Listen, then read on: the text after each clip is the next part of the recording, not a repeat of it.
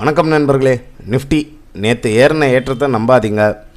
இது வந்து ஒரு கண் துடைப்பு, ஒரு ஷார்ட் கவரிங் ரேலி. ஃபர்தராக மார்க்கெட்டை வந்து கீழே ட்ராக் பண்ணுறதுக்கு உண்டான வாய்ப்புகள் அதிகம்னுட்டு நேற்று வீடியோவில் சொல்லியிருந்தோம். இன்றைக்கி காலையில் கூட நம்மளுடைய ஃபேஸ்புக் பேஜில் மார்க்கெட்டுடைய அப்டேட்ஸ், மார்க்கெட் லைவ் டைமில் ஒரு 10 மணிக்கெலாம் அப்டேட் கொடுத்தோம். ஓப்பன் ஆன உடனே மார்க்கெட் 9:15 9:30 அப்டேட் கொடுத்தோம். இந்த ரெசிஸ்டன்ஸை உடைக்காதவர்களால் மார்க்கெட் மேலே போகாது. ஃபேஸ்புக்கில் இல்லாத நண்பர்கள் டிஸ்கிரிப்ஷனில் லிங்க் இருக்குது, ஜாயின் பண்ணிக்கோங்க. மார்க்கெட் ஹவர்ஸ்லேயும் எங்களுடைய உடனுக்குடனே அப்டேட் வந்து ஃபேஸ்புக் பேஜஸில் கிடைக்கும், ஒரு எஜுகேஷ்னல் ஓரியன்டாக. அப்போது நம்ம என்ன சொன்னோம், இந்த ரெசிஸ்டன்ஸ், அந்த ரெசிஸ்டன்ஸுன்றது இந்த 24,350 400 இந்த ரெசிஸ்டன்ஸ் வந்து ஸ்ட்ராங்காக ஒரு ஹடில்ஸ் மாதிரி இப்படி வச்சிங்கன்னா கூட இந்த 400க்கு மேலே உடைக்காதவரை market not a bullish momentum. அந்த ஒரு ஷார்ட் கவரிங் ரேலி தான். இந்த 2 நாள் ஏறின ஏற்றன்றது ஒரு ஷார்ட் கவரிங் ரேலி. இங்கே போய் ட்ராப்பில் மாட்டாதீங்க அப்படின்ட்டு ஒரு அப்டேட் கொடுத்துருந்தோம்.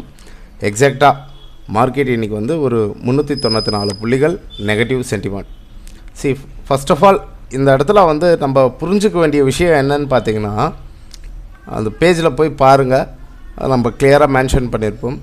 இங்கே வந்து மார்க்கெட் ஏதோ ஒரு positive news or negative news 2 விஷயத்துக்கு காத்துக்கிட்டு இருக்கு. ஒரு ஸ்ட்ரக்சர் பிரேக் அவுட் வர்றதுக்கோசரம் வெயிட் பண்ணிகிட்ருக்கு. இந்த 10%ன்றது நல்ல ஒரு ஹெல்த்தியான கரெக்ஷன். இதுக்கப்புறம் வரப்போகிற கரெக்ஷன் வந்து மார்க்கெட்டை வந்து டிராஸ்டிக்காக லீட் பண்ணி கீழே எடுத்துகிட்டு வரப்போதா, இல்லை டுவர்ட்ஸ் ட்ரெண்ட் ரிவர்சல் ஆகி மேலே போக போதான்ற ஒரு டேர்னிங் பாயிண்ட். சரிங்களா? இது ஒரு காலம் நம்ம சொல்லியிருப்போம், மார்க்கெட் வந்து அவசரப்படாதீங்கன்னுட்டு.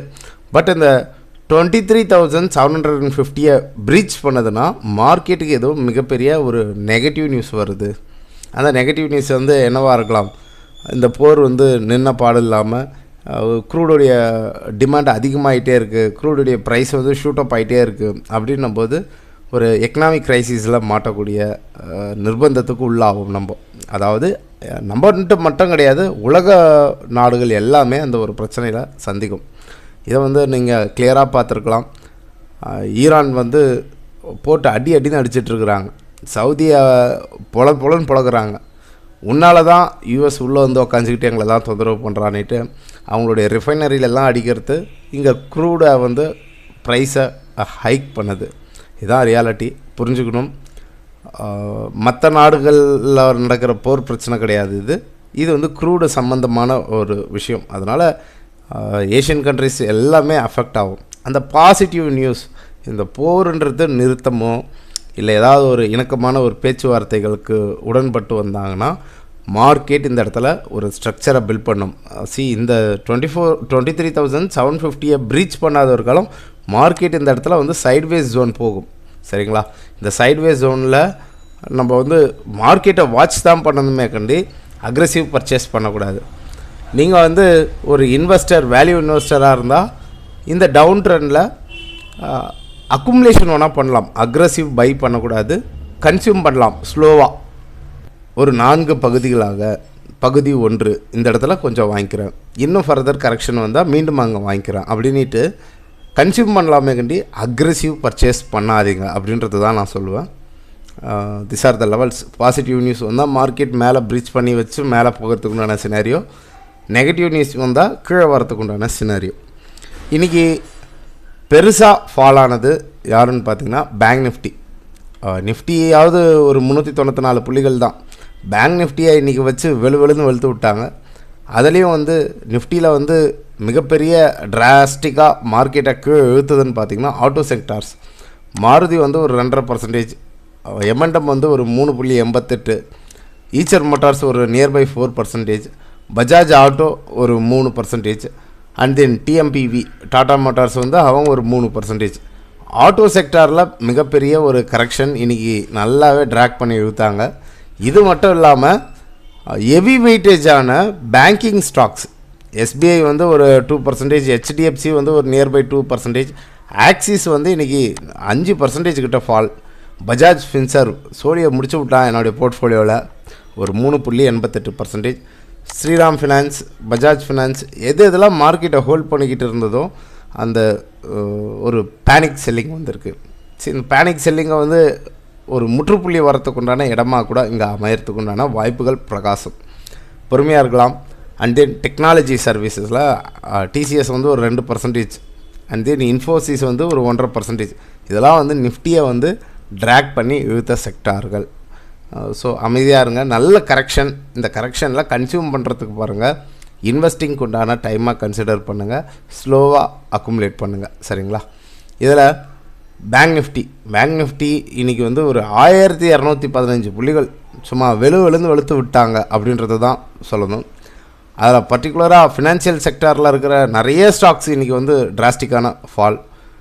இதில் Cholamandalam finance, Muthoot finance, HDFC AMC 3.41%. இதெல்லாம் வந்து ஒரு ஆப்பர்ச்சுனிட்டியாக கன்சிடர் பண்ணலாம் ஹெச்டிஎஃப்சி ஏஎம்சிலாம்.